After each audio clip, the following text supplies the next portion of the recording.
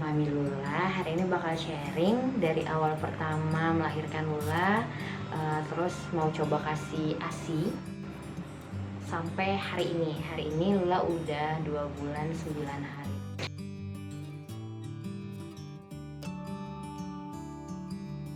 Jadi dari hamil Lula 7 bulanan itu udah bertekad, pokoknya aku harus kasih Alula ASI eksklusif. Pokoknya aku nggak mau banget anak aku kenal sufor.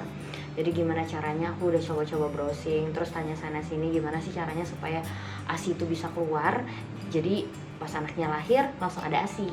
Jadi mulai dari kita hamil 7 bulanan gitu emang harus distimulasi sih,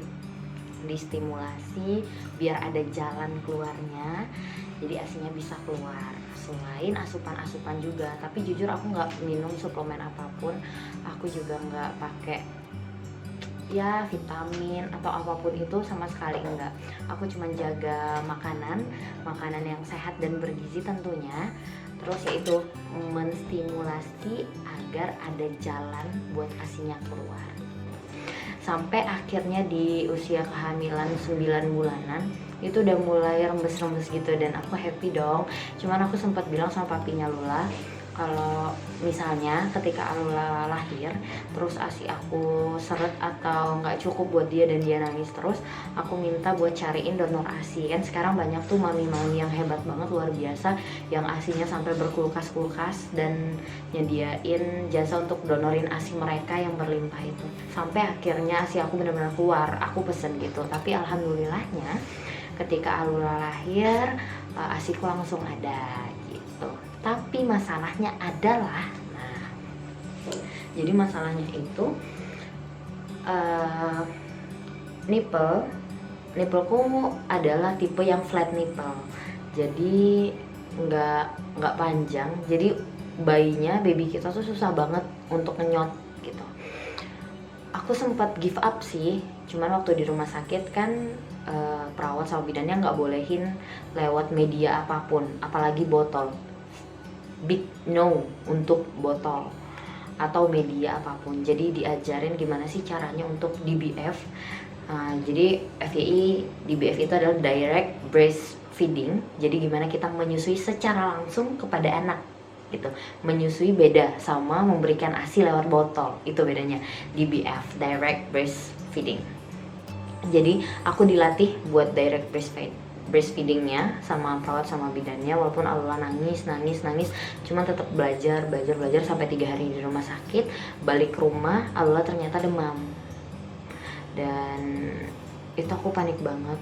Aku yakin semua ibu baru, semua mama muda akan panik ketika anaknya yang baru lahir, dia nggak tahu cara ngurus anaknya, baru belajar cara ngerawat bayi, tiba-tiba tuh bayi panas badannya. Itu yang aku rasain. Akhirnya ketika aku coba DBF lagi seperti yang diajarkan sama bidan dan perawat di rumah sakit, aku panik dan nggak bisa. Alula nangis terus, tapi mamaku bilang kalau ayo coba terus, harus bisa. Tapi makin lama aku makin khawatir anakku dehidrasi.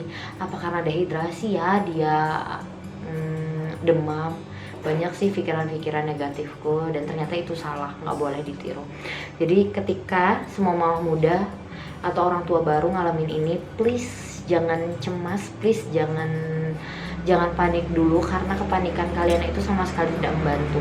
Kepanikan kalian malah berdampak sama si baby.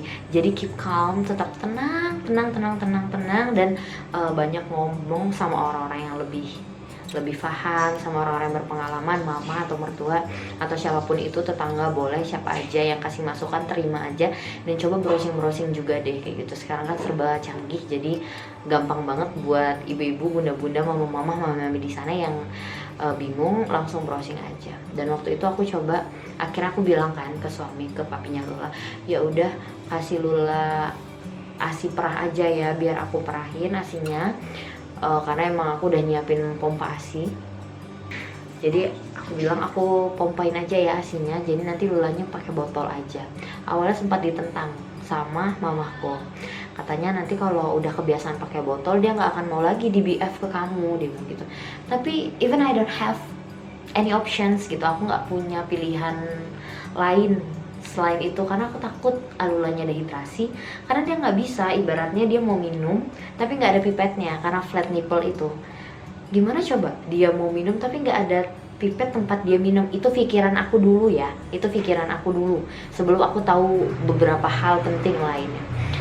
Akhirnya suami pun ya udah kalau itu pilihan kamu nggak apa-apa, terus mama pun ya udah terserah, itu anakmu dan begitulah caramu mengurus, seperti itu. Akhirnya ya sudah, aku perah ASI itu pumping, dan lumayan sih hasil pumping pertama aja udah dapet lumayan banyak, dan lagi-lagi aku nggak pakai vitamin atau suplemen. Udah hasil pumpingnya lumayan banyak, diminumin lah ke Alula. Kesalahanku yang kedua adalah, jadi yang pertama panik, yang kedua aku kasih ASI perah lewat media botol. Harusnya ada opsi lain sih. Akhirnya Alula minum lewat ASI, minum ASI tapi lewat botol. Jadi minumnya ASI perah. Tapi ternyata lama-kelamaan produksi ASIku tuh menurun. Jadi nggak cukup lagi buat Lula. Jadi dia selalu agak rewel. Dia agak rewel karena hasil perahan aku itu nggak cukup, dia masih mau lagi, terus aku perah nggak bisa lagi, nggak ada ASInya lagi, dia masih nangis. Akhirnya aku berpikir dong kenapa, akhirnya aku banyak tanya dan banyak browsing. Ternyata setelah aku browsing adalah ASI itu akan berproduksi sesuai dengan apa yang dikeluarkan gitu, supply and demand itu sih. Jadi prinsip ASI itu adalah supply and demand. Nah kalau pompa ASI itu nggak akan nyedot terlalu banyak seperti gimana bayi kita yang nyedot gitu. Jadi walaupun kita udah rajin banget pumping, tapi akan sangat berbeda kalau kita di BF katanya gitu. Terus aku coba tanya lagi sama temanku, aku sharing sama beberapa mamah muda lainnya, dan setelah aku sharing ternyata ada juga banyak sekali yang punya permasalahan sama kayak aku. Banyak banget yang ternyata juga flat nipple, tapi mereka bisa menyusui.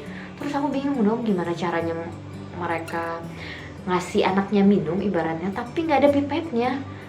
Terus aku baca satu artikel yang langsung zep banget buat aku adalah ketika aku baca, ingat kita ini direct breastfeeding, not direct nipple feeding.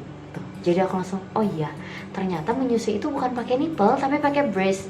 Even kamu punya breast, kamu pasti bisa nyusuin gitu.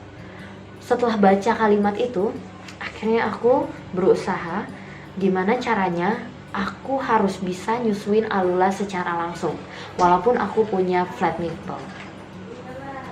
Akhirnya aku coba kan, tuh anaknya bangun. Aku coba nyusuin Alula nih, dia nangis sejadi-jadinya. Aku paksa lagi, nangis sejadi-jadinya. Aku baca artikel lagi, satu-satunya cara untuk mengembalikan kebisaan anak di BF, karena udah terlanjur pakai botol bakal susah untuk buat anak di BF katanya. Makanya itu kesalahan aku udah ngasih dia botol. Jadi caranya adalah terus ngajarin anak untuk di BF, dan kalau dia masih haus kita harus ngasih ASI perah tapi jangan lewat botol, bisa lewat cup feeder atau lewat sendok. Akhirnya aku ajarin dia di BF, terus saat-saat dia lapar itu aku peluk, aku paksa dia buat di BF. Dan inget ya, kalau mau maksa anak jangan di depan mertua, jangan di depan mama atau orang tua kita, jangan di depan suami atau jangan di depan keluarga lainnya. Kita berdua aja sama baby. Jadi ketika baby teriak-teriak, ya udah kita tegain aja. Kalau nggak tega nggak akan bisa. Jadi kuncinya adalah tega dan nggak panik. Aku sampai nangis karena ngeliat Alula tuh nangisnya kejer-kejer banget. Alula nangis kejer, aku juga nangis. Tapi itu nggak boleh, jadi nggak boleh panik. Akhirnya aku tenangin diri, aku nggak nangis. Aku paksa lagi Lula buat di BF karena dia lagi lapar-laparnya dong. Dan ujung-ujungnya dia tuh bisa, walaupun ngenyot sekali terus lepas, ngenyot lagi lepas, dan dia nggak kenyang kan.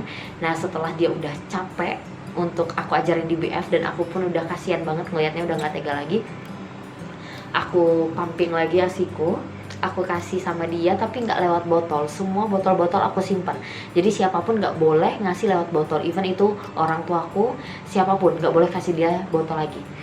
Jadi aku ambil tempat makannya lah, baru sendok bayi, tempat makan bayi, aku kasih ASI perahnya lewat sendok gitu. Karena kalau sendok kan akan apa ya, akan merubah atau meriset pengalaman dia menyusui gitu. Jadi dia pernah menyusui pakai botol, akan kita hilangkan dulu memori dia terhadap itu gitu.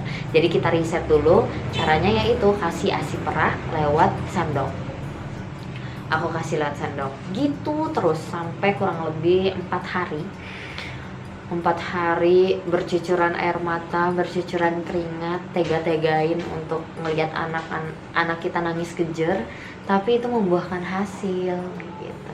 Akhirnya mulai hari kelima dia udah bisa ngenyot, walaupun itu aku caranya tuh harus bungkuk banget kayak gini karena aku belum bisa.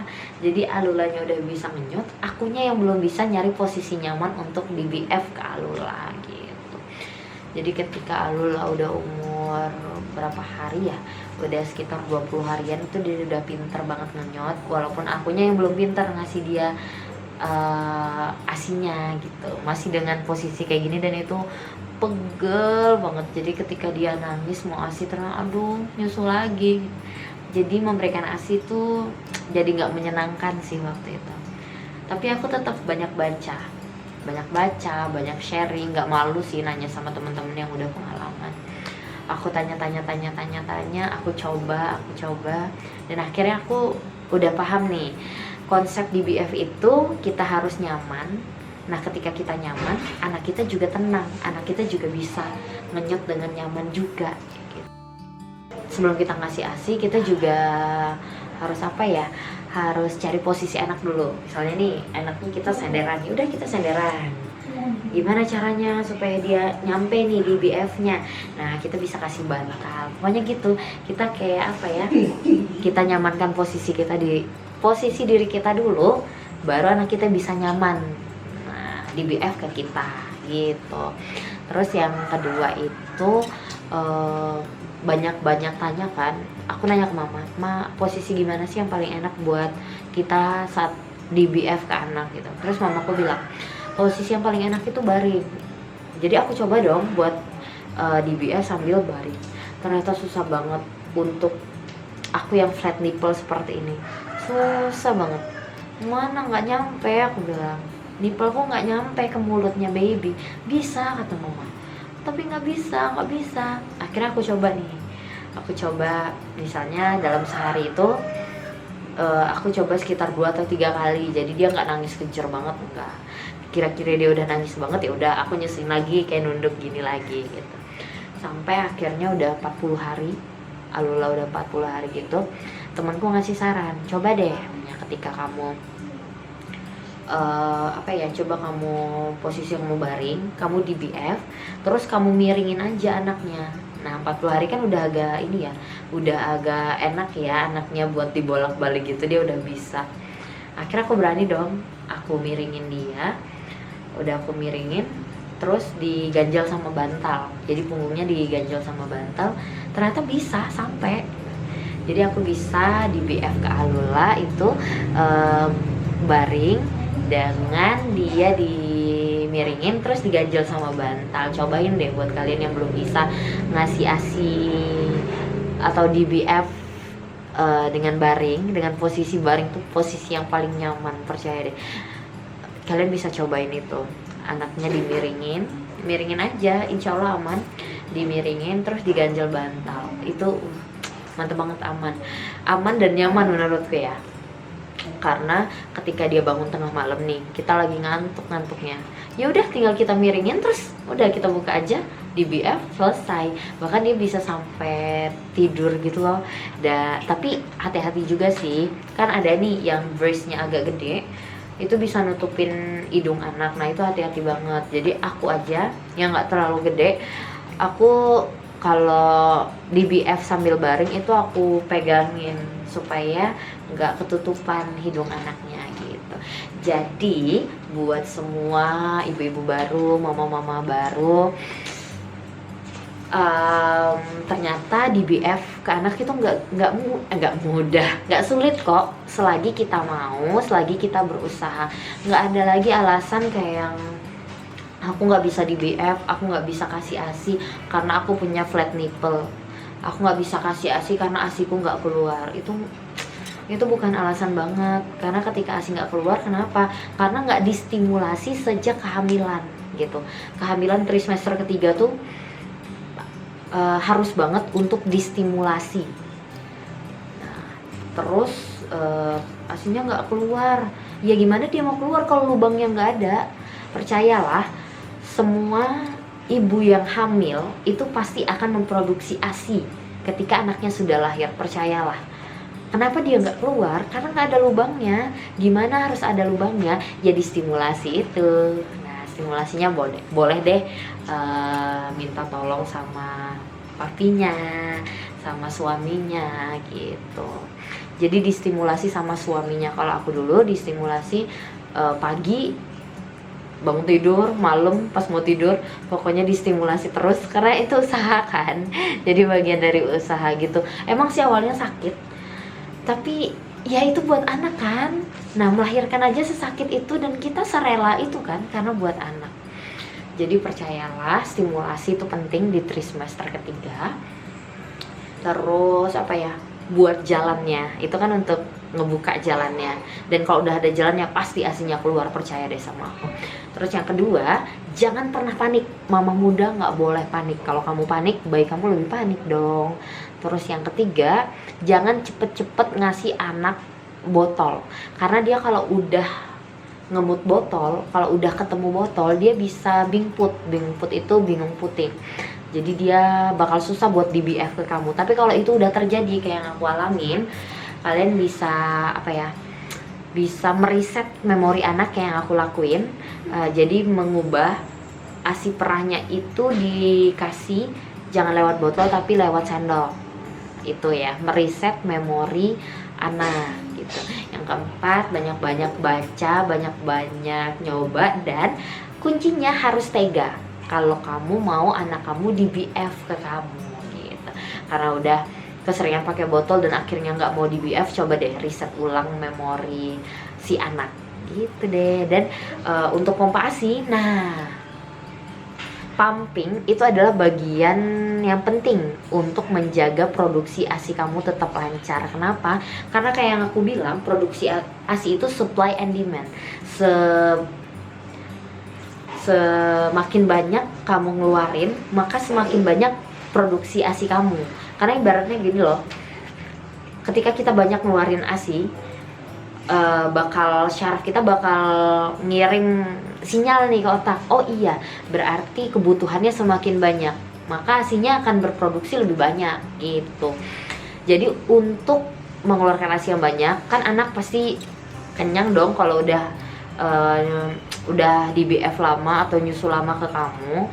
Yaitu cara mengosongkannya bisa lewat pumping. Nanti di next video atau kapan-kapan aku bakal bahas tentang beberapa pompa ASI yang udah aku coba, dan aku bakal review pompa ASInya gitu. Sampai ketemu ya di pembahasan selanjutnya. Gitu nggak?